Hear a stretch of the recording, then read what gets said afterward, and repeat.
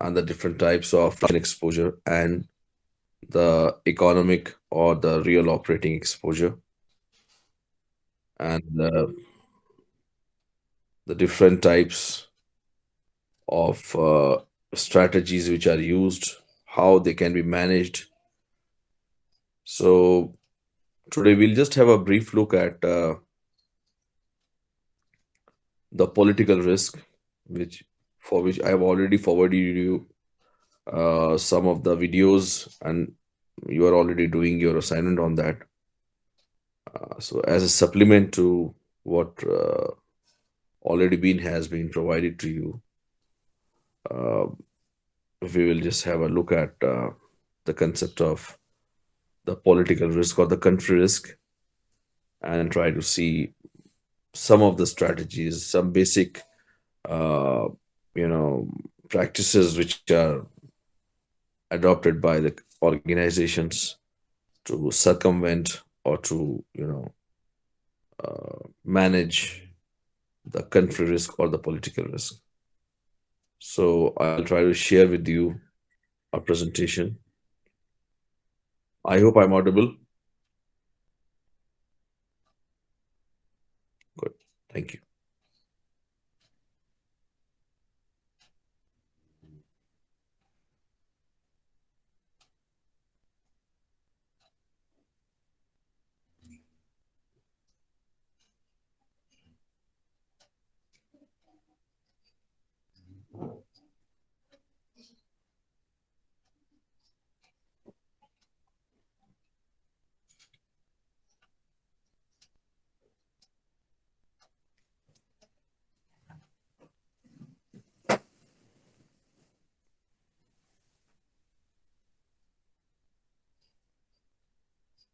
I hope it is visible. Yes, sir. All right. So some of the definitions which are given here, and it basically is all about the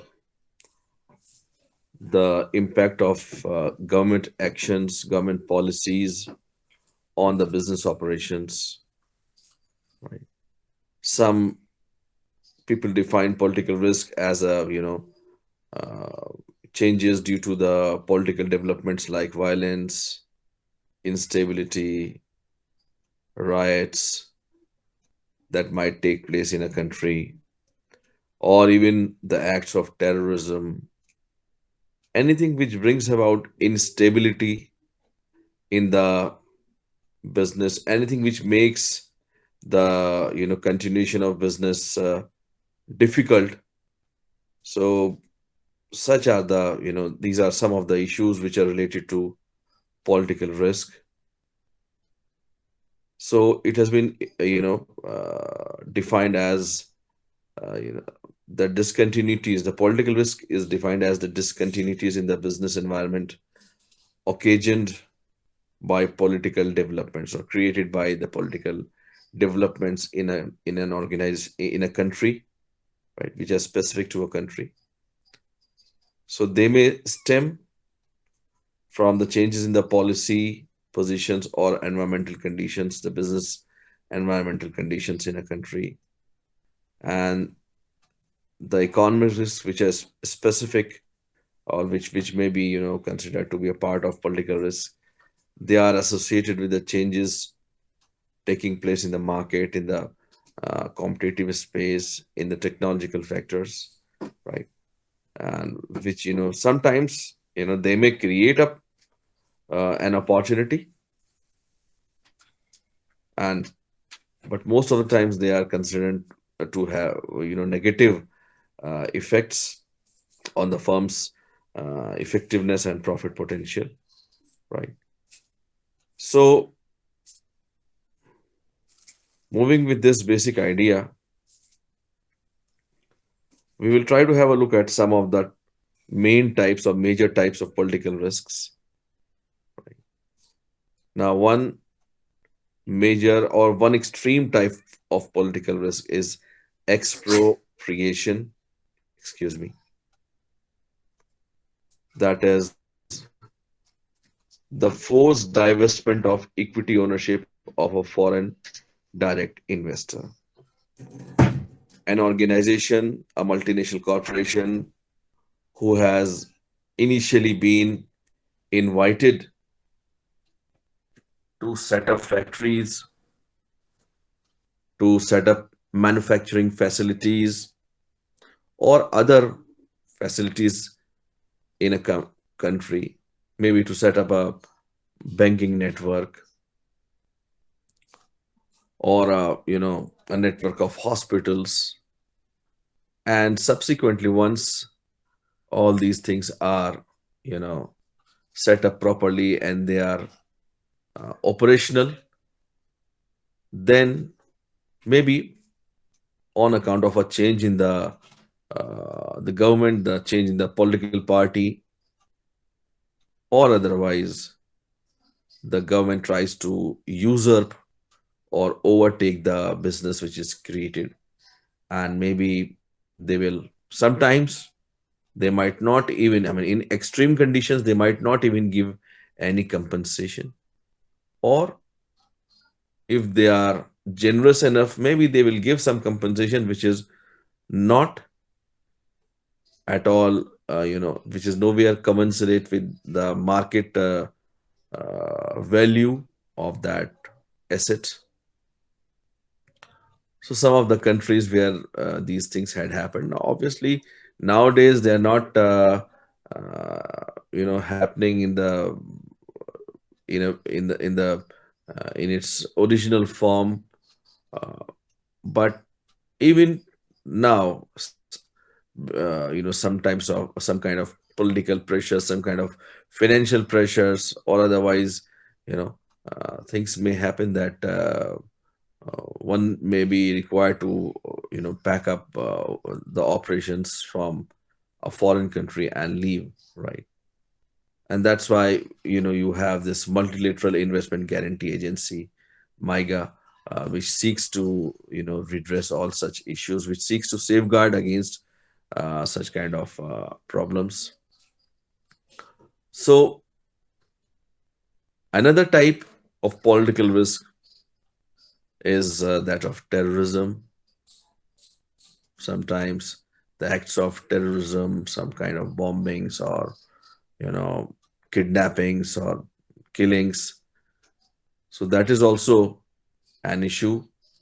And not just that, sometimes the acts of violence wherein the property of foreign corporations is destroyed or damaged, right? I mean, in an extreme, it's an extreme form of xenophobia, wherein sometimes some public groups, some political parties, they do try to create uh, you know a public opinion that everything foreign is harmful, and the multinationals are there only to take away the money uh, from their country. So in such situations sometimes it does happen. In fact, it happened initially in India, way back when the Kentucky Fried Chicken, KFC, had made its initial entry way back in 1996.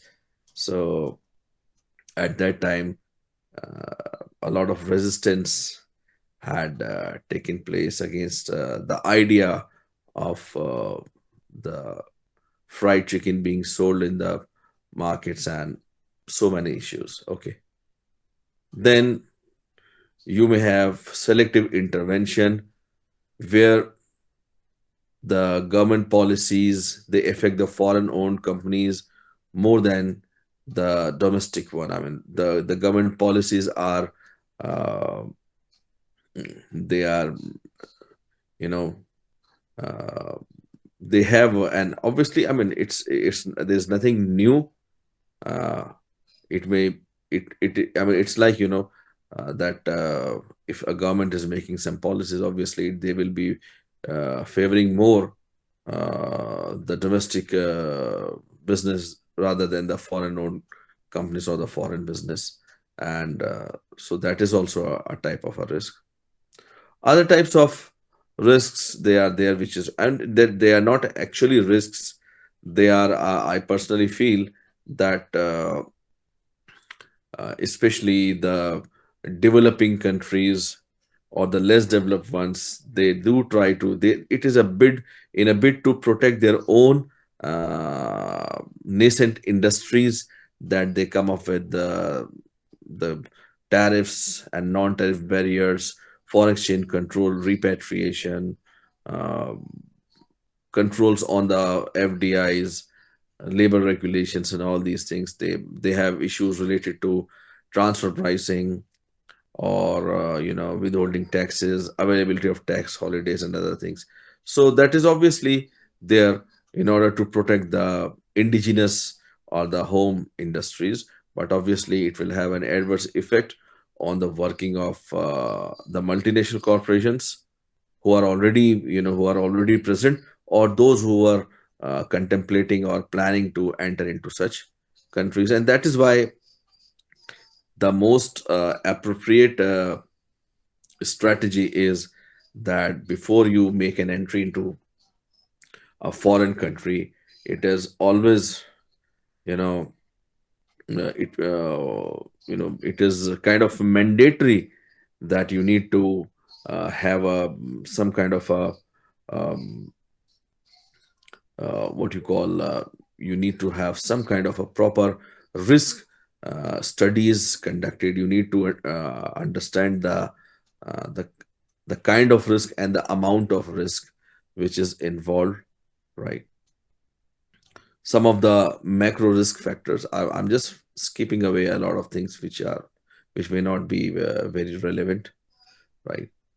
uh, the blocking the movement of assets out of the country, restriction on the remittances of the profit or capital, breaching the contractual terms of agreements, currency devaluation, industrial piracy, right? Host government corruption, which is a very, very common these days in most of the developing countries, right? The blocked funds we have already talked about when we were discussing the working capital management, or some kind of a restriction on the payment of royalty to the parent company. So for that, you do have certain some kind of uh, strategies like the parallel loans or back-to-back loans, or leading and lagging of payments, that can be there, or forced investments or creation of unrelated exports.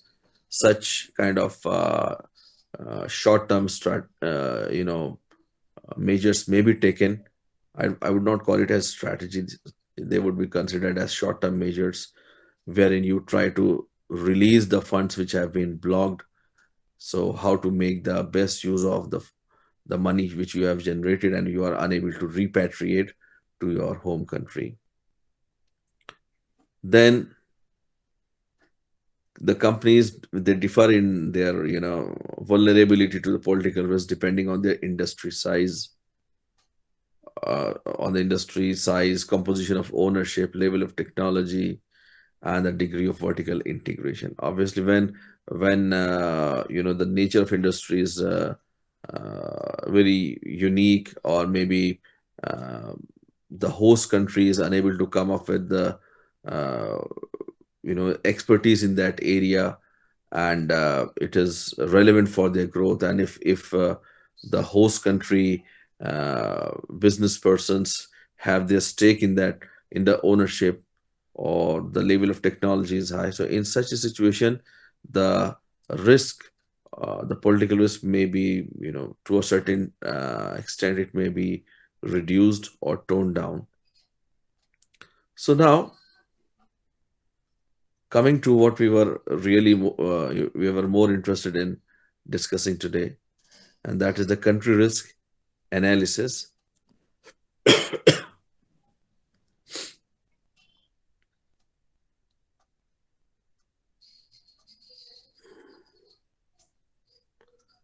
Now, some of the techniques which are used in the country risk analysis. One is the forecasting techniques. Now, as far as the forecasting of country risk or the political risk is concerned, it is not something, excuse me, it is very different from the forecasting of sales or forecasting of the shares, the prices of shares, of forecasting of the prices of foreign exchanges, because you are trying to forecast uh, some kind of political event. So it requires a combination of people, it requires a combination of experts from different areas like uh, politics, from the field of economics, from the field of international relations, from the field of sociology, anthropology. So you need to have a lot of expertise. So one of the common techniques is called as the old hands, or asking the experts uh, for their, what on the basis of their experience they can predict, right? So I mean, how, because these are the people, they have a knack for identifying the trends, what is going on, what has happened in the past, and how similar situations have uh, you know been created in other countries in the history, and what repercussions these situations had subsequently on the political developments in a country. So uh, the old hands obviously is a very relevant technique. It is although very, very uh, subjective. It may differ from people to people, it may differ from groups to groups, but this is one of the techniques which is used. A very common technique which is already very much practiced is the grand tour, or sending executives for personal visits, access to the top decision makers, first-hand exposure, right? So, if you are planning to enter into a foreign country, so it is very common for the top executives to visit those countries and have a first-hand account of how people are doing business, getting to meet some of the people in the, maybe in the ministries, in the bureaucracy, or in the relevant departments, uh, and even meeting some of the you know the, those companies who are doing business in those countries. So you can have a first hand account, you can have a your own, you can you it's like, you've been there and you have seen it, and you have taken uh, you know a first hand account of the things in that country. Again, since it is just a kind of cursory visit, and you may not be able to identify the deeper issues which are involved. So for that, you definitely need to have some kind of in-depth studies, and maybe you definitely need to have the risk reports nowadays, which are becoming very, very popular. There are organizations which are uh, specializing into preparing the risk reports, uh, and they not only produce a qualitative analysis, but they also produce a quantitative analysis, thereby giving risk ratings to the different countries. Now, some of the, as you can see, that some of the factors, in order to make it more comprehensive, they are trying to look at the political risk in a more comprehensive way is by external factors affecting the subject country, the country in which you are uh, planning to enter. So, what are the external factors like prospects of foreign conflict? Like if we consider the present situation, so the area, I mean, if we talk about India, its conflict with its neighboring countries, presence of Afghanistan, uh, China, Pakistan, and all, and very recently the possibility of a conflict in of Russia with Ukraine. So the possibility, you need to understand that, because it's when you are entering into a foreign country with a lot of investments and long-term propositions. So you have to understand these issues, relations with their neighboring countries, regional instabilities, alliances with major and regional powers, then sources of key raw materials. I mean, whether you will be able to source some of the relevant raw materials, the raw materials which are relevant to your business, the major foreign markets from that particular country, policy towards the United States, obviously, not just United States, uh, but most of the powerful countries, if I am to say, uh, maybe.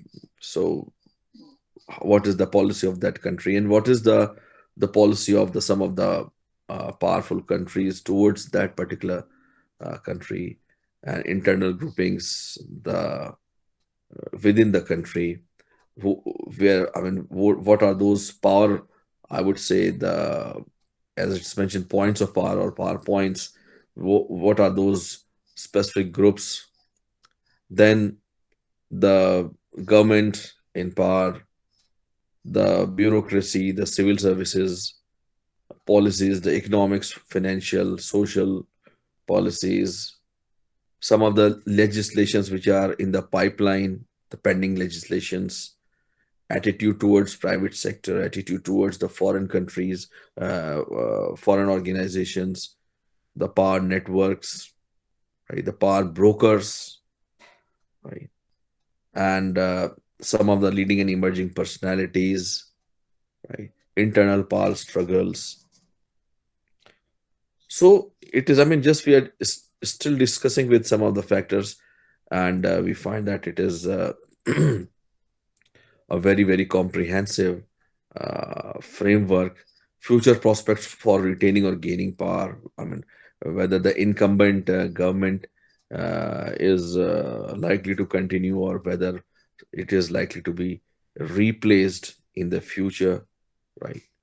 What is their, you know, vision for the economy of the country? Other important groups, like the labor unions, the military, especially in some of the countries where the militaries are very, very strong, and they have a lot of influence on the ruling party, right?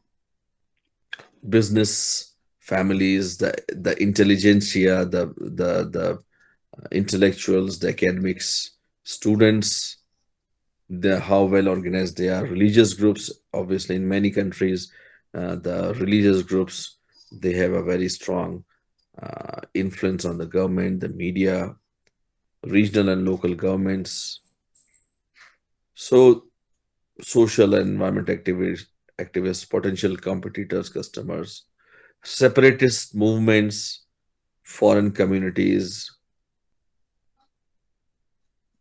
So, a lot of things have to be included if we need to have a comprehensive figure, the power struggles, ethnic confrontations, and there are so many things which are relevant to our own country.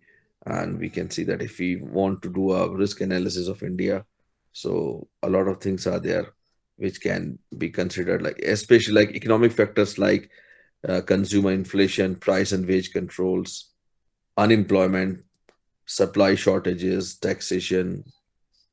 So a lot of things are there which need to be, considered in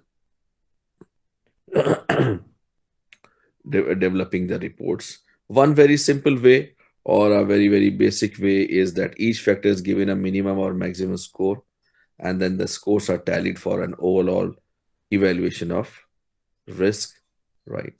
So that can be there, but other than that, you may at times it may happen that not just a common factor or common score may be given, rather weighted scores may be considered for that particular factors. Some of the factors are more relevant, more important than the other ones, so accordingly certain weights or the level of importance may be associated with those. Now, here I wanted to discuss with you a very, this is one example which is related to expropriation. Am I audible? Yes, sir. Okay. Uh, this is an example which is so good that it is present in most of the texts of international financial management.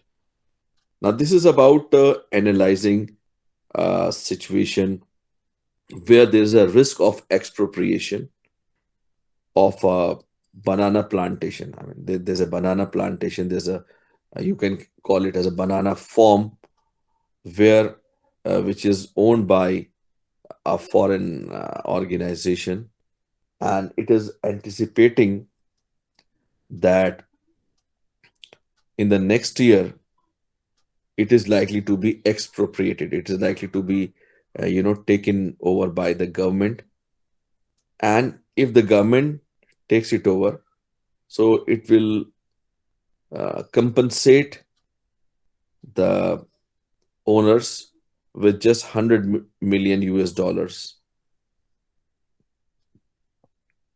and its market value is 300 million dollars. So if it is confiscated, if it is expropriated, then the owner will get 100 million dollars. If it is not expropriated, then its market value will remain as 300 million US dollars, just three times of what is being, expected to be compensated against uh, the banana plantation.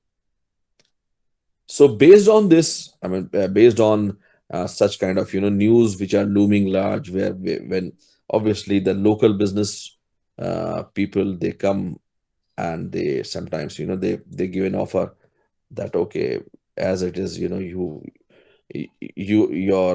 firm will be expropriated next year. It is expected, and this is the government policy.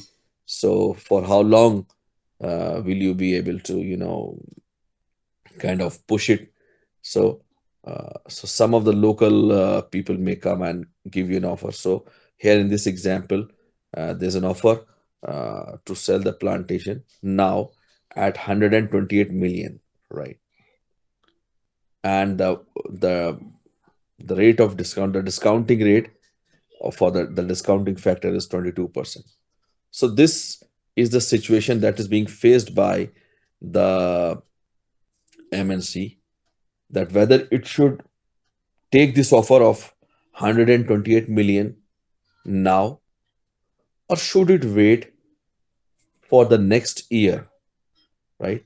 Till the time, should it take the risk of you know expropriation? Because once the government says that now this property is ours and this we are going to give you 100 million, so now at that time you cannot even sell it, or even if you will sell it, people will not give you a high price. They will say okay, you're getting 100 million from the government, so maybe they will quote something closer to that or even lesser than that.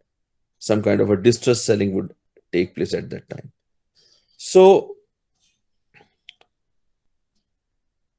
on one hand you have an offer which you can take it now, whereas on the other hand you have to wait for 1 year, and there's a possibility that you may be, your property may be expropriated.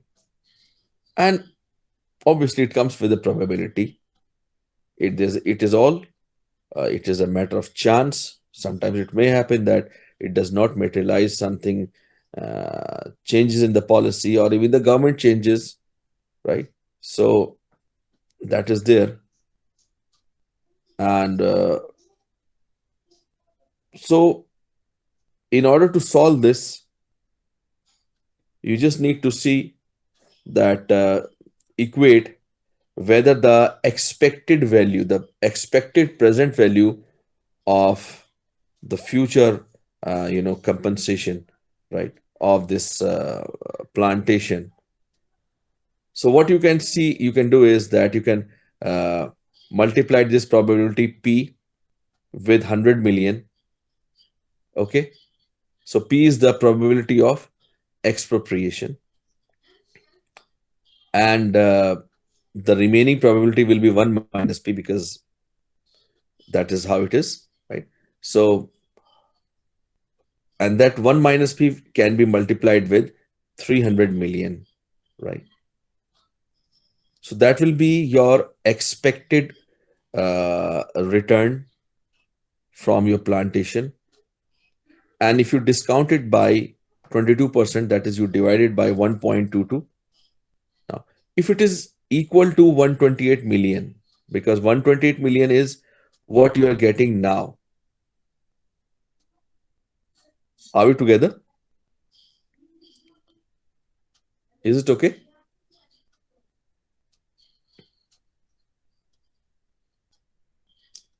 Okay.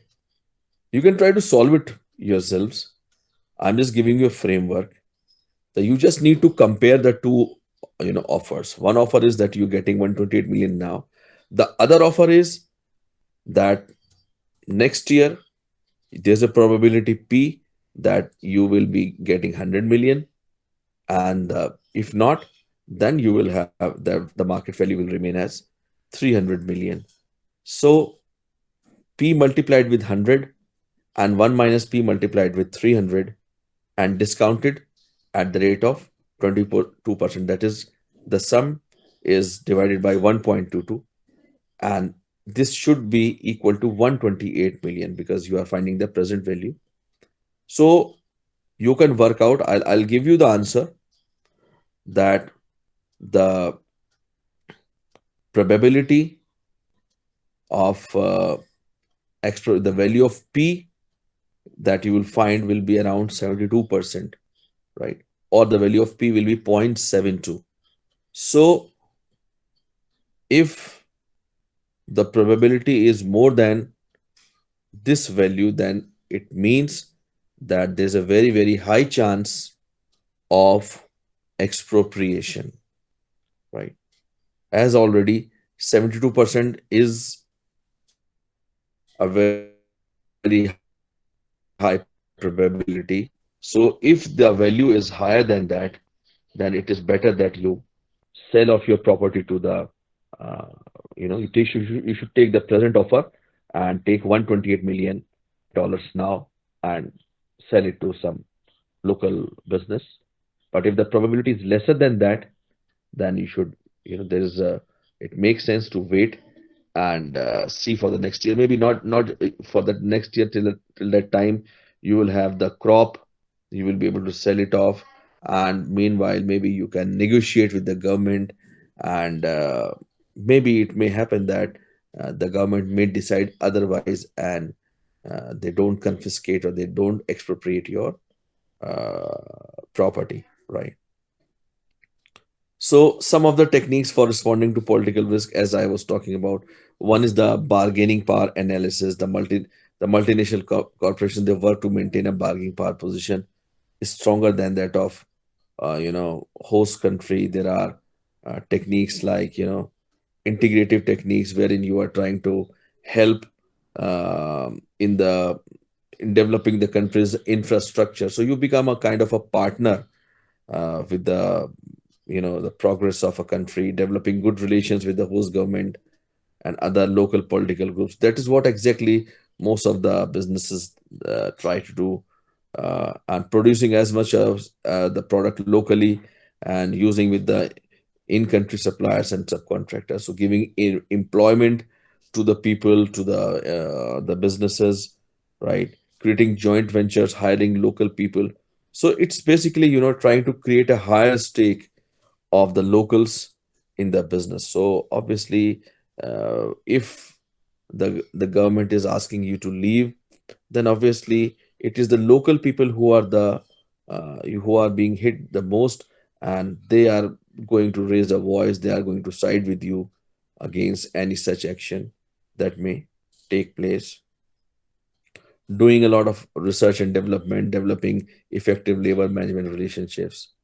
You can have that. So that is a very relevant, integrative technique, right? You can also have you know a protective technique right from the beginning. If you have this mindset that there would be chances that you would be asked to wind up your business.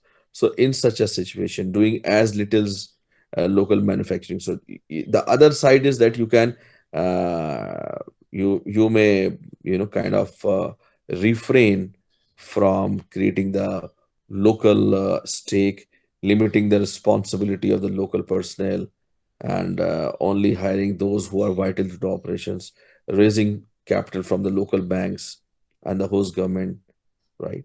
Diversifying the production of products among other countries.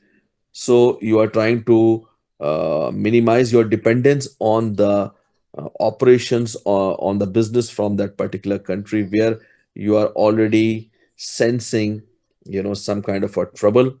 So this is also one of the techniques that, okay, fine, if you have to wind up, then in such a situation, uh, at least you try to minimize your losses by not creating high stakes of the locals, not entering into too much of work which is you know related to the the host country, right? Some of the techniques, the political techniques or the proactive political strategies, right? You have, it's more of politics rather than anything to do with economics or finances. That is the, you may have some lobbies. You may have sometimes, yes, it does happen that and which is very common, the campaign financing. uh, Many of the businesses, they often finance the campaigns of the governments and the political parties. So it does have some kind of an effect on the political parties, although it is not binding upon them. Seeking advocacy through the embassies or it's like the intervention of your home country if they can put some pressure, but they also have a very, very limited role, right? The embassies, as it is, I mean, they don't have much of a say in such affairs, and formal public relations or public affairs, right? So these are some of the techniques.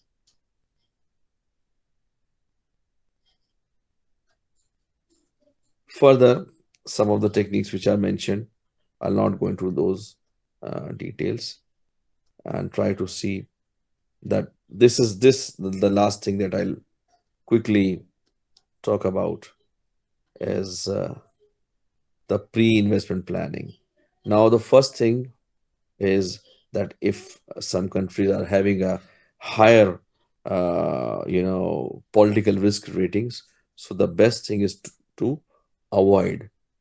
Avoidance is the best policy that if you can foresee, if you have compelling reasons before you, if you have the risk ratings before you, so try to avoid those countries which are having a high risk. But then many times it happens that the lure or the enticement of higher risk and higher returns sometimes overrules all such considerations, and the multinational corporations, they make an entry into such countries. So they go there with a lot of caution and having insured your business.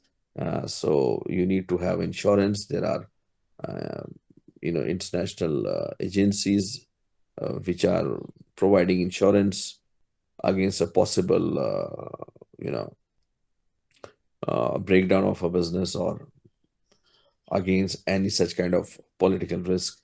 Negotiating the environment, trying to negotiate it with the country, and trying to negotiating the environment and structuring the investment is like, you have to have some trying to create higher stakes in that country of the local people, and having better relationship with the government, with the political parties, with uh, the personalities, not just the political personalities, but also with the business personalities of that country. So that can be there, right? So I leave it here, and thank you for joining. And tomorrow we have a class where we will try to see some numericals, and on the 9th you have your test. Thank you so much. Thank you, sir.